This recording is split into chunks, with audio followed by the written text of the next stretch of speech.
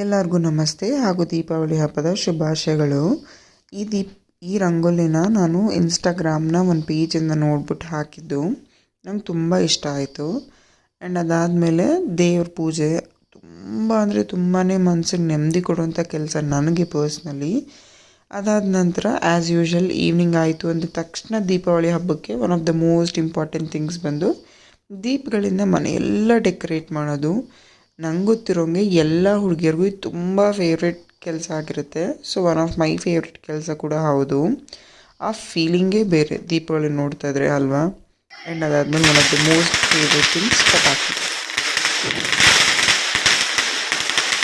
ಆಹಾ, ಎಷ್ಟು ಚೆನ್ನಾಗಿ ಅನಿಸುತ್ತಲ್ವ ಈ ಥರ ಪಟಾಕಿ ಶಬ್ದ. ಬಟ್ ಜಾಸ್ತಿ ಆಗಿಬಿಟ್ರೆ ಒಂಥರ ತಲೆನೋವು ಬಂದಂಗೆ ಆಗಿಬಿಡುತ್ತೆ. ಸೊ ಇವತ್ತಿನ ವ್ಲಾಗ್ ಇದಾಗಿತ್ತು. ನಿಮ್ಗೆ ಇದು ಇಷ್ಟ ಆಗಿದ್ರೆ ದಿವ್ಯಾ ಭಾನುಪ್ರಕಾಶ್ ಇದು ನನ್ನ ಚಾನಲ್ ಹೆಸರು. ಇದನ್ನು ಲೈಕ್, ಶೇರ್ ಹಾಗೂ ಸಬ್ಸ್ಕ್ರೈಬ್ ಮಾಡಿ. Thank you for watching.